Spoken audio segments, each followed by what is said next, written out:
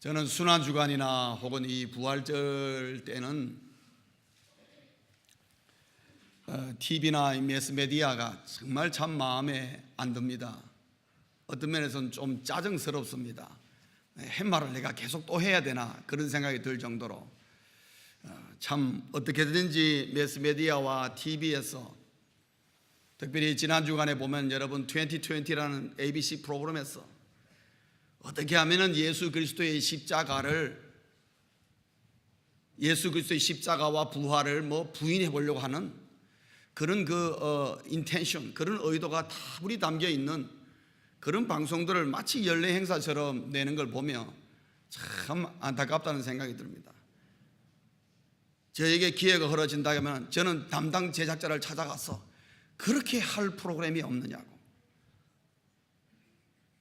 예수 그리스도의 부활을 부인해가 어쩌겠다는 거냐, 당신에게 남는 게 뭐가 있느냐, 저는 좀 물어보고 싶습니다. 답답합니다 정말.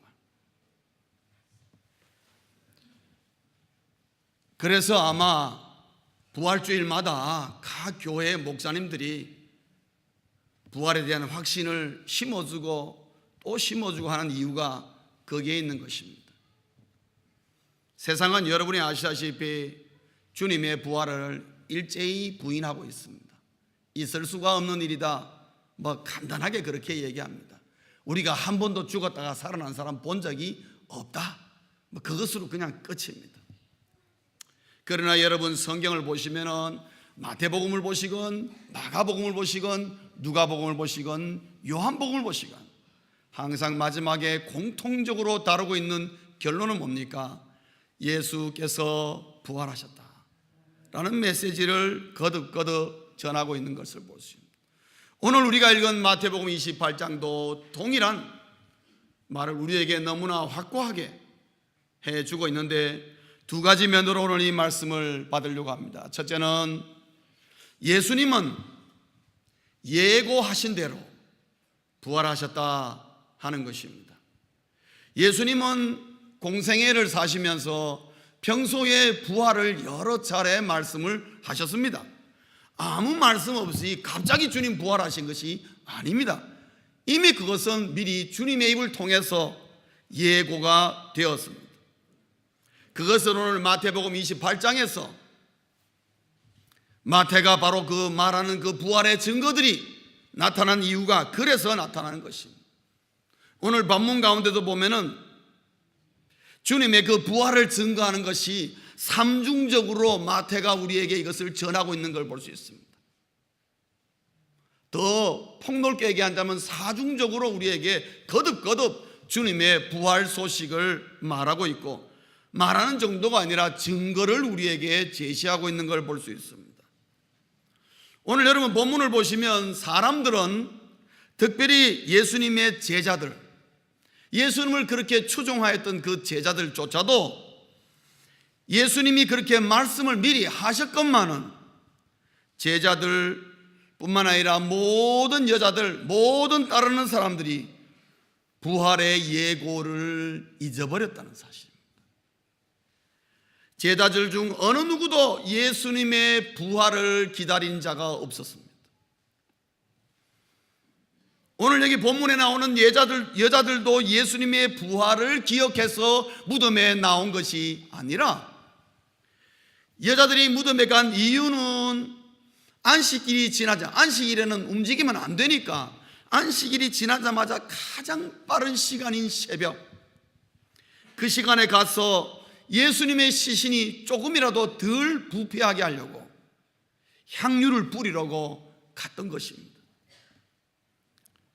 아무도, 오늘 여기 본문에 나온 여자들조차도 예수님의 부활을 기대하지 않았습니다. 그렇기 때문에 결국 오늘 본문을 보시면은 예수님의 부활하는 모습을 직접 목격한 자는 아무도 없었습니다. 아무도 없었습니다. 예수님이 부활하셨다는 소식은 들었지만은 부활에 하시는 현장을 아이위트니스, 눈으로 목격한 사람은 아무도 없었습니다. 왜냐? 아무도 기대하지 않았기 때문에. 그렇기 때문에 만약에 무덤으로 뛰어가는 이 여자들이 천사를 만나지 않고 그냥 들어가서 빈 무덤을 보았다면 아마 상당한 혼란이 발생할 수 있었을 것입니다. 어떻게 되었느냐? 왜냐? 빈 무덤 하나 가지고 예수님이 부활했다고 말할 수가 없기 때문에 그렇습니다. 로마 군병들이 말하는 것처럼 누군가가 예수님의 시신을 치웠다 이렇게 말하는 것이 상당히 강하게 어프로치 할 수 있다 이 말입니다. 그렇기 때문에 부활하신 무덤의 현장에, 빈 무덤에 천사가 기다리고 있는 이유가 바로 그것 때문에 그렇습니다. 빈 무덤을 보았을 경우에 발생할 혼란을 방지하기 위하여 천사가 달려오고 있는 그 여자들을 기다리고 있었던 것입니다. 그리고 천사가 여자들을 만났을 때에 그 여자들에게 처음으로 예수님이 부활했다는 소식을 전하게 됩니다. 그러면서 그 천사가 두 가지의 증거를 보여줍니다. 첫째는 뭐냐 하면은 그가 여기 계시지 않는다 하는 얘기입니다. He is not here. 여러분, 이 말은 굉장히 중요한 증거를 담고 있는데 그것은 무슨 말씀이냐면은 예수님께서 부활하셨는데 영으로 스피릿으로만 부활하신 것이 아니라 육체적으로 부활했다는 것을 천사가 말하고 있는 것입니다. 만약에 예수님께서 영으로만, 육신은 그냥 땅에 묻히고 영으로만 부활했다면 천사는 절대로 그가 여기 계시지 않는다 그렇게 말하고 있지 않을 것입니다. 그것보다는 이제 그는 어디든지 계신다 이렇게 말할 것입니다. He is now everywhere 이렇게 말하는 것이 정확한 표현일 것입니다. 그러나 예수님은 육체적으로 부활하셨기 때문에 He is not here 그렇게 말한 것입니다. place, 장소적인 말을 제시를 한 것입니다. 그래서 예수님의 부활은 육체적으로 부활했다고. 그리고 두 번째는 6절에 보시면 빈 무덤을 보라고 말하고 있습니다. 6절 마지막에 보면 와서 그가 누우셨던 곳을 보라, 와서 보라 꼭 그렇게 말했습니다. 그렇다면 과연 이 천사들의 말을 믿을 수가 있겠나? 여러분, 천사들의 말을 믿습니까?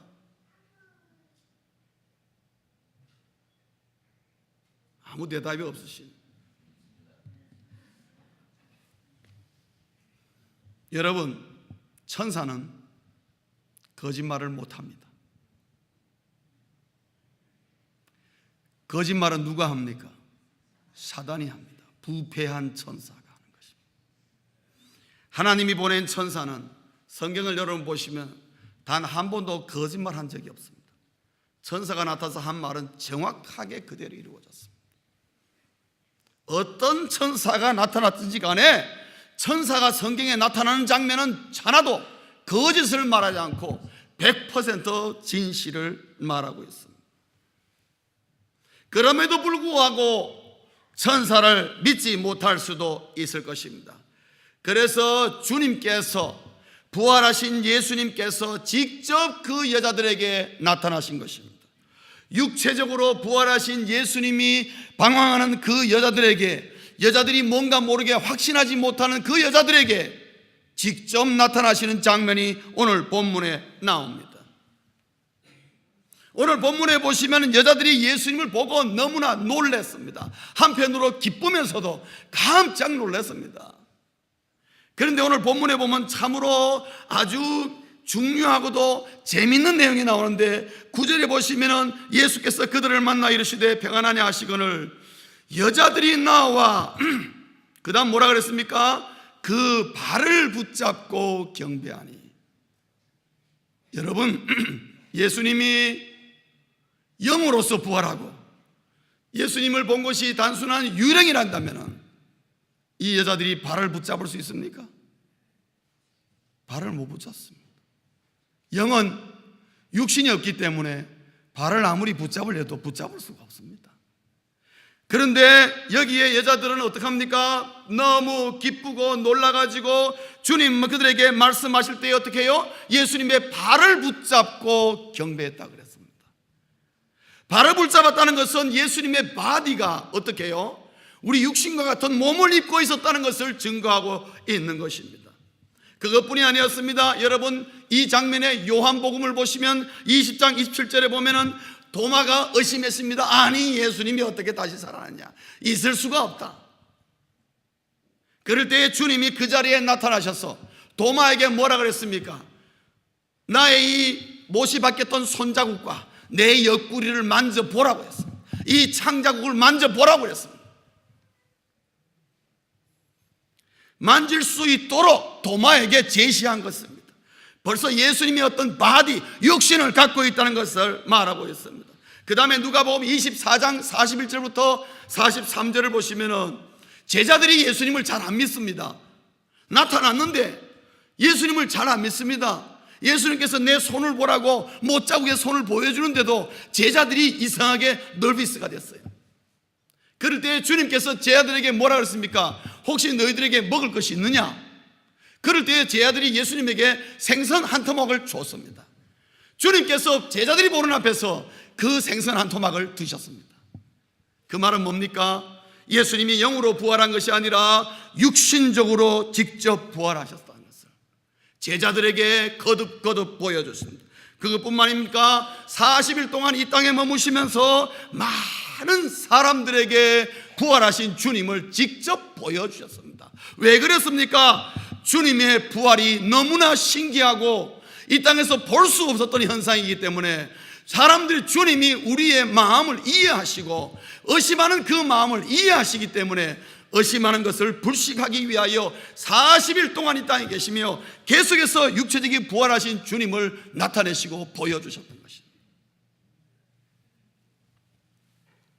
그래서 오늘 본문을 통해서도 마태가 우리에게 말하고자 하는 포인트는 뭡니까? 예수님은 죽으셨다가 사흘 만에 육체적으로 부활하셨다. 예수님은 죽으신 후 사흘 만에 육체적으로 부활하셨다는 것, 이것을 꼭 말하고 싶었던 것입니다.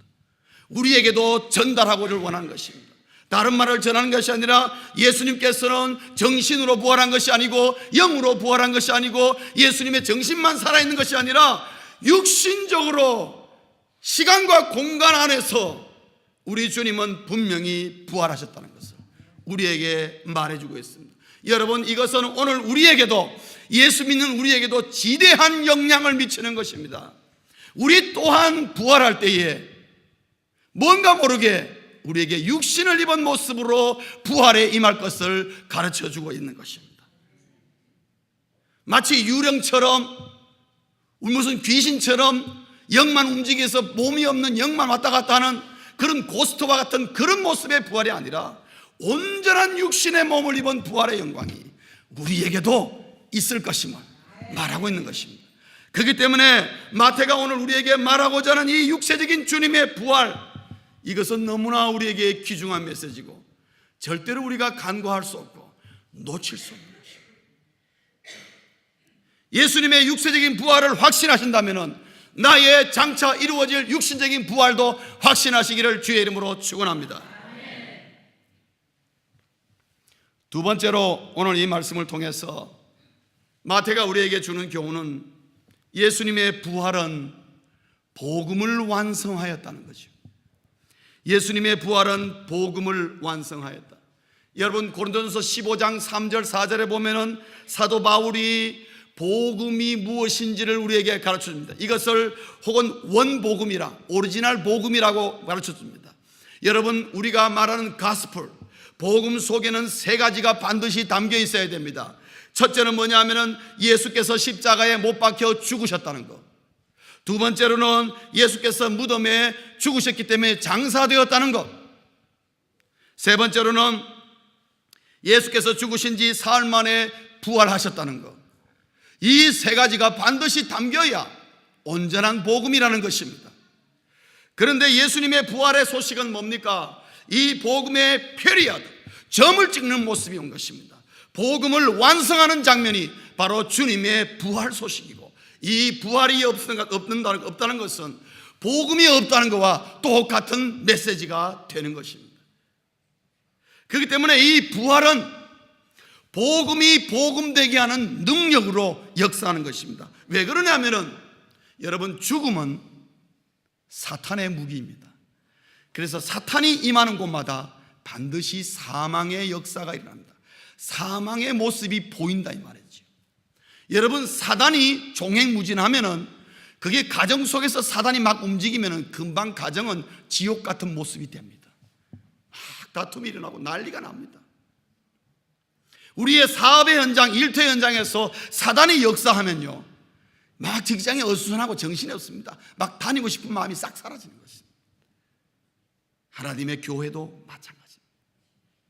우리 개인 한 사람 한 사람도 마찬가지입니다. 내가 사단에게 사로잡히면 뭔가 모르게 내 마음속에 그림자가 드리워지며 계속 어두운 생각이 들고 계속 사망의 생각이 들고, 그러다가 무슨 마음까지 드느냐, 죽고 싶다는 마음까지 드는 것입니다. 그래서 자살하는 것입니다.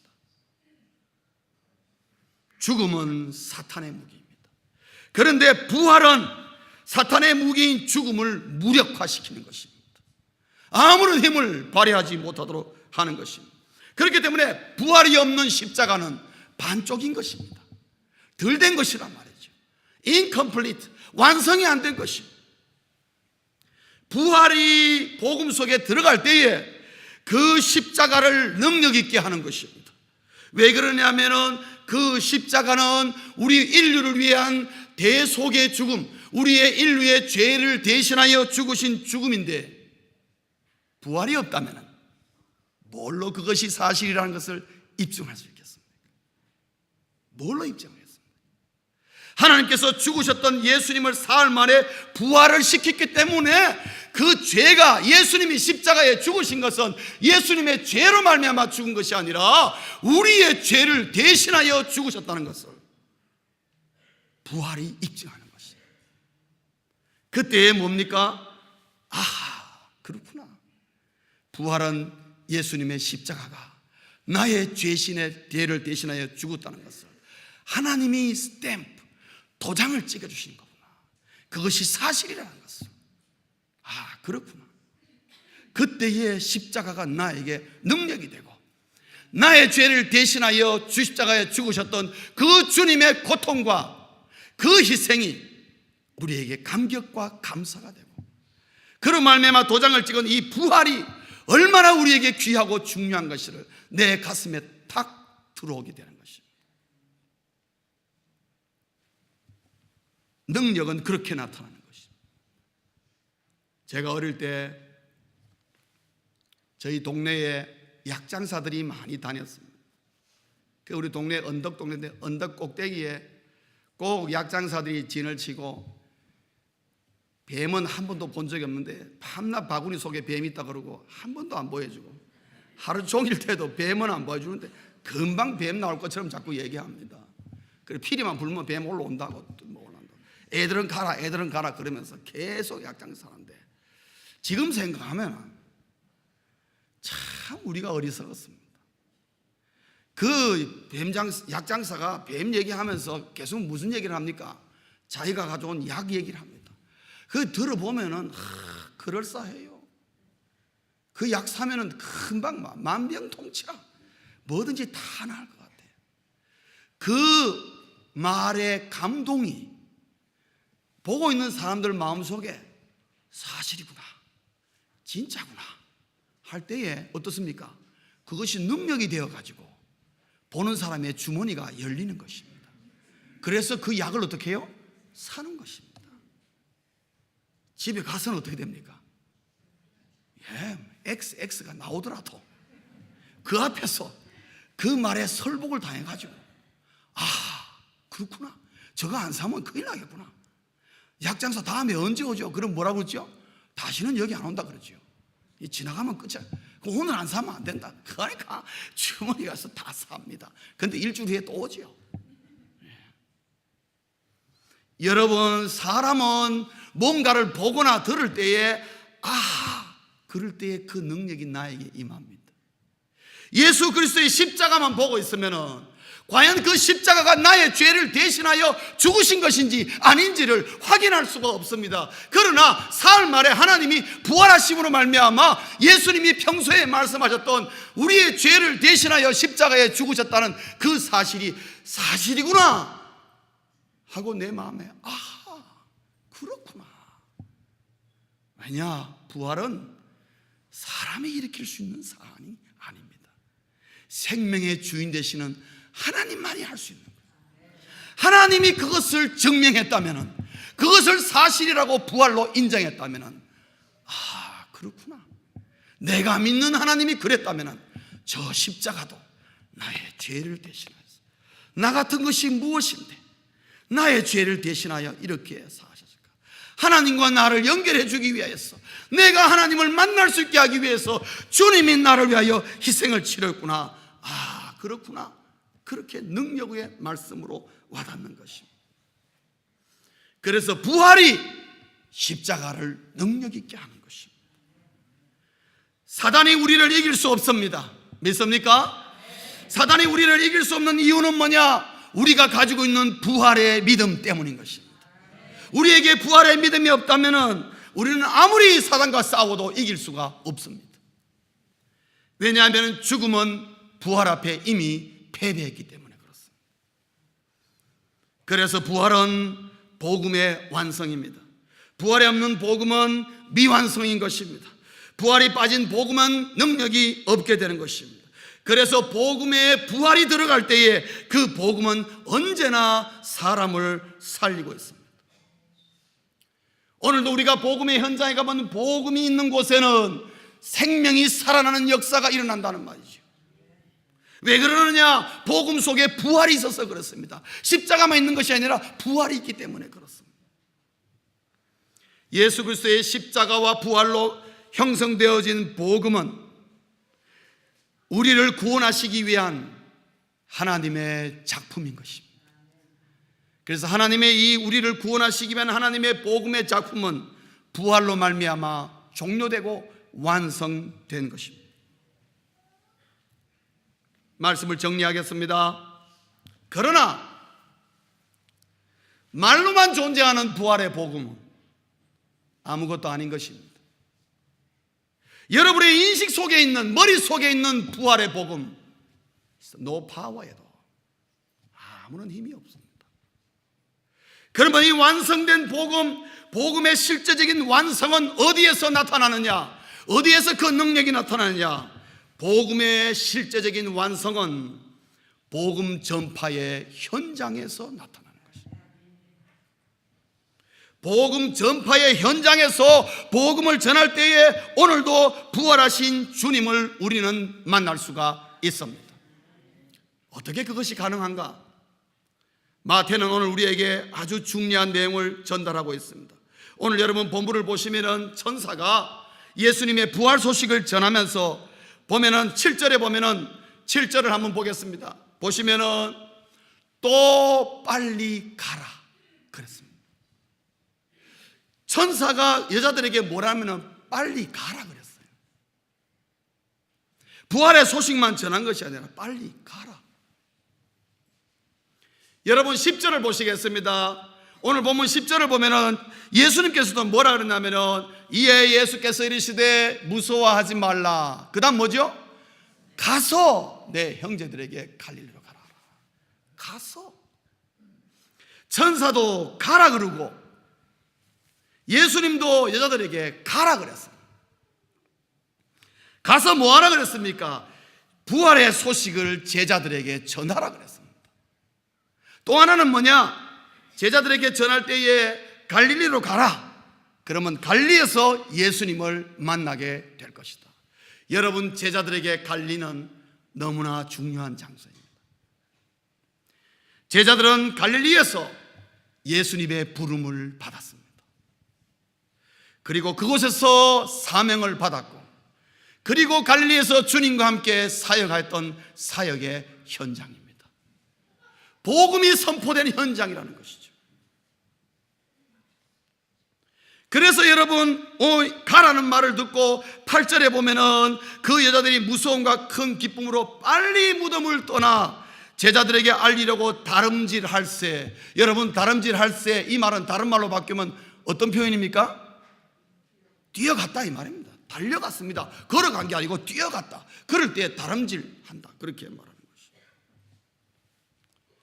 이 말씀을, 부활의 소식을, 이 가서 그 다음에 뛰어가는 이 모습을 마지막에, 마태는 제일 마지막에 딱 정리하기를 19절 20절에 어떻게 정리합니까? 19절에 보면 그러므로 너희는 가서, 마태의 결론은 그겁니다.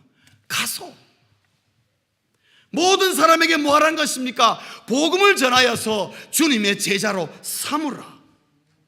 그래서 복음이 가서 복음을 전하면은 그 현장에서 누구를 만난다는 겁니까? 예수를 만난다는 것입니다. 왜냐? 마태복음 28장 20절 제일 마지막에 뭐라 그랬습니까? 볼지어다, 다 같이 읽겠습니다. 시작. 내가 세상 끝날까지 너희와 항상 함께 있으리라 하시니라. 여기서 내가가 누굽니까? 예수님입니다. 그래서 복음을 가서 복음을 전하는 그 현장에 어떻게 하겠다고요? 내가 세상 끝날까지 복음을 전하는 그 현장에 항상 너희와 함께 있겠다고 말씀합니다. 그래서 이 가라라는 말이 오늘 본문에서도 아주 중요한 역할을 하고 주의 복음을 전하는 메신저의 역할을 하라고 우리에게 말하고 있고, 결국 마태의 결론도 동일한 결론을 우리에게 주고 있는 것입니다. 그래서 복음에 선포되는 현장이, 그곳에 오늘도 부활의 주님이 계신다는 것입니다. 복음이 있는 곳에 주님도 계십니다. 성도님 여러분, 복음이 있는 곳에 주님이 계십니다. 복음을 전파하는 그 현장에 가십시오. 그곳에서 부활의 주님을 만나게 될 것입니다. 그리고 그곳에서 부활의 주님의 능력을 내가 경험하게 될 것입니다. 부활의 능력을 눈으로 확인하게 될 것입니다. 그렇기 때문에 복음은 오늘도 살아 움직이고 역사하고 있으며, 복음이 선포되는 그곳에 부활의 주님이 성령으로 우리를 붙잡으시고 우리를 변화시키시고 우리에게 능력 주시고, 그 이름이 선포되는 곳마다 부활의 주님이 사람을 새롭게 하는 것입니다. 죽어가는 영혼을 살리시는 것입니다. 오늘도 죽어가는 영혼이 사는 곳은 복음이 선포되는 곳, 부활의 현장, 그 외에는 없습니다. 사랑하는 성도님 여러분, 복음의 실질적인 완성은 복음 전파의 현장에 있습니다. 복음이 선포되는 곳에 가시죠. 가면은 오늘도 부활의 주님을 만날 것이고, 누구든지 부활의 주님을 만날 때에 내 영과 육과 모든 내 삶이 전인격적으로 엄청난 변화를 경험하고 부활의 능력으로 말미암아 이 땅에서 부활 선포할 때마다 많은 영혼들을 살릴 뿐만 아니라 나 자신도 생명의 삶을, 사단 마귀가 아무리 나를 도전한다 할지라도 부활의 복음으로 말미암아 그들을 파괴하고 그들을 무너뜨리고 예수 믿는 승리자로 세워지게 될 것입니다. 부활의 승리자가 될 수 있기를 주의 이름으로 축원합니다.